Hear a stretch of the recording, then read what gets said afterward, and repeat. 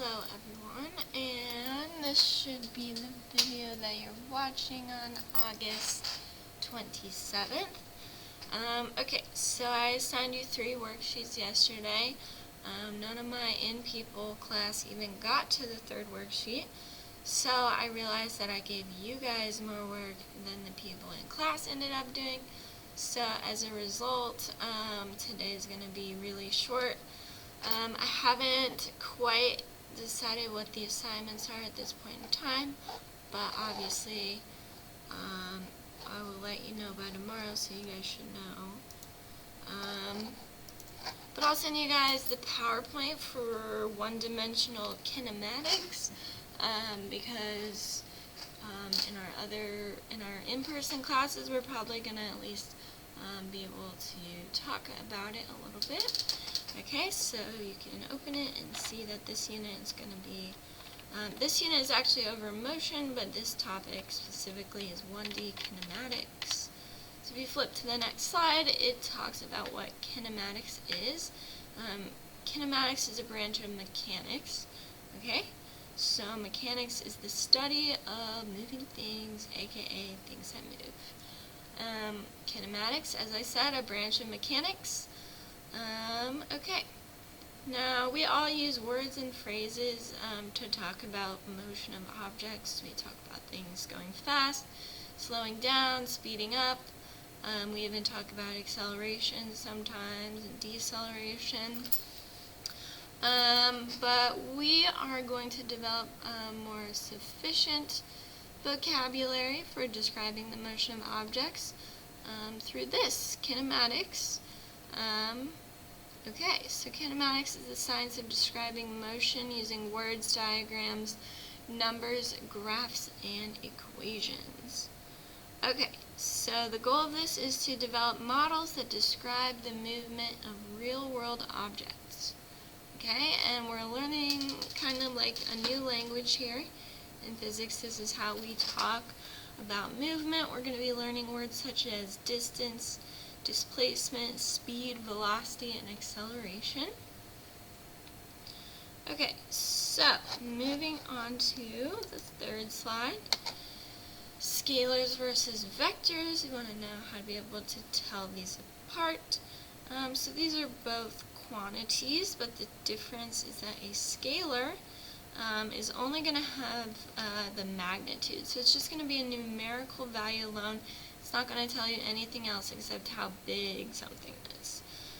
Meanwhile, vectors are going to be described with a quantity that has magnitude and direction. Okay, so it's going to tell you,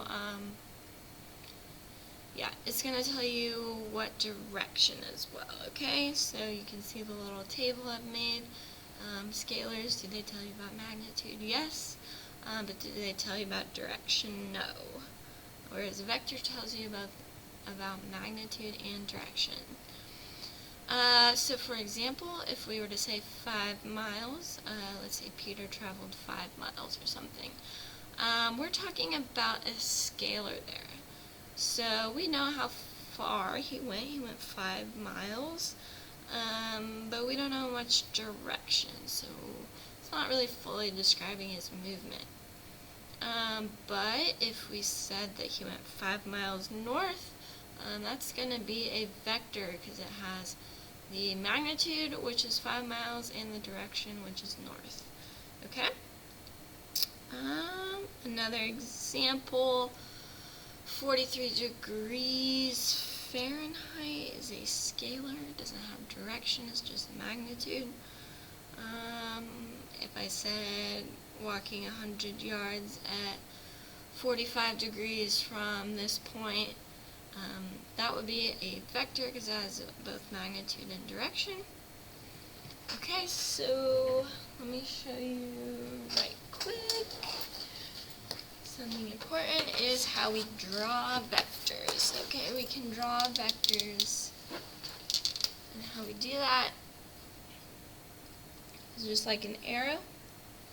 Okay, so obviously the arrowhead's going to point the direction that we are talking about, but then the arrow itself how big it is usually going to represent magnitude.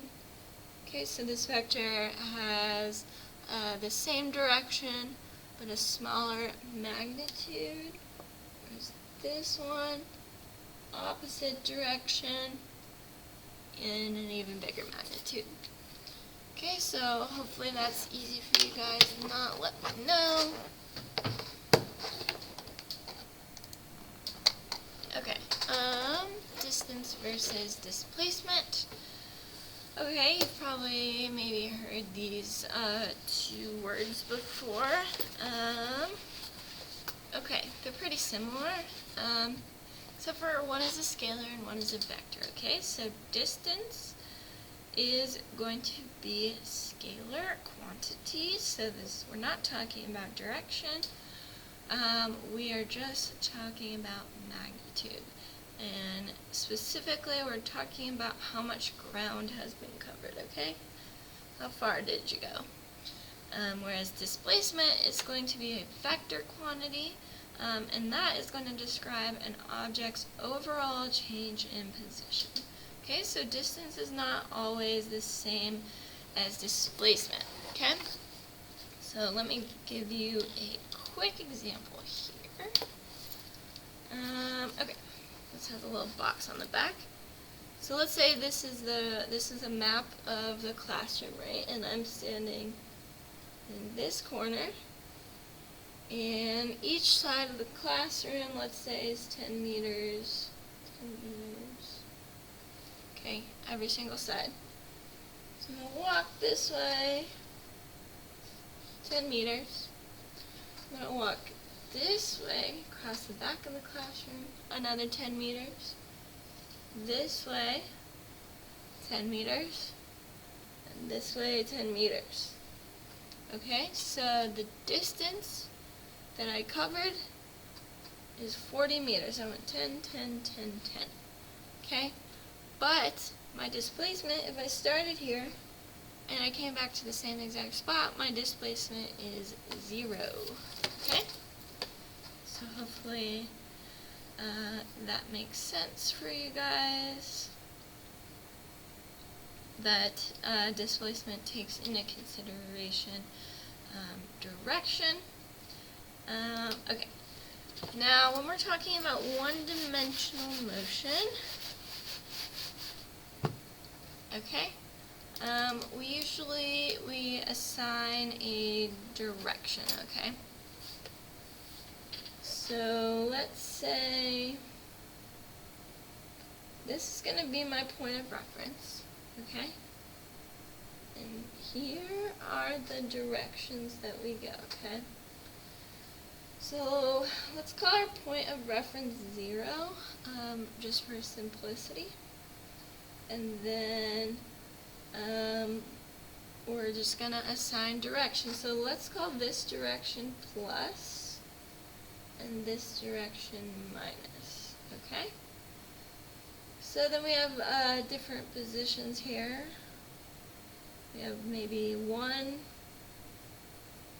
2, but going this way we'll have minus 1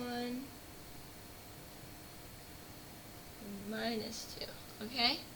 So it's going to be whatever sign is in front of the number is going to tell you the direction, or the direction.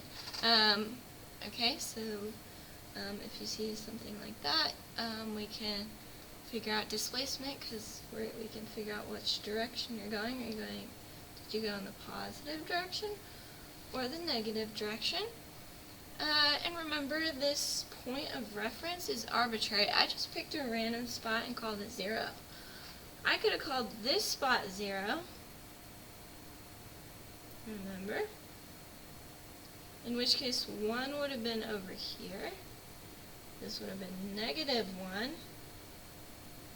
This would have been negative 2. And that doesn't really change anything. Those numbers are just numbers that I assigned to help me with whatever math I'm doing, calculating maybe speed or acceleration later. Doesn't matter what your point of reference is. as long as everything else is according to that same reference, okay? Alright, so there's a link on here to a simulation that you can play with that's really good at helping you understand distance versus displacement. Moving on to slide 5, speed versus velocity.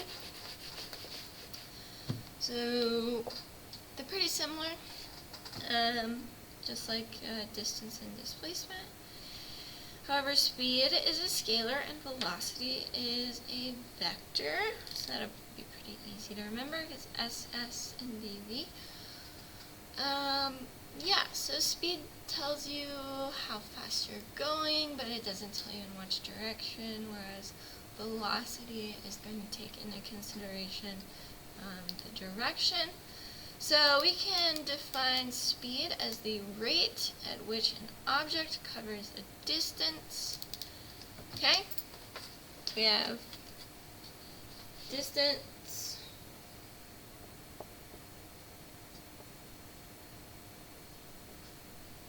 over time.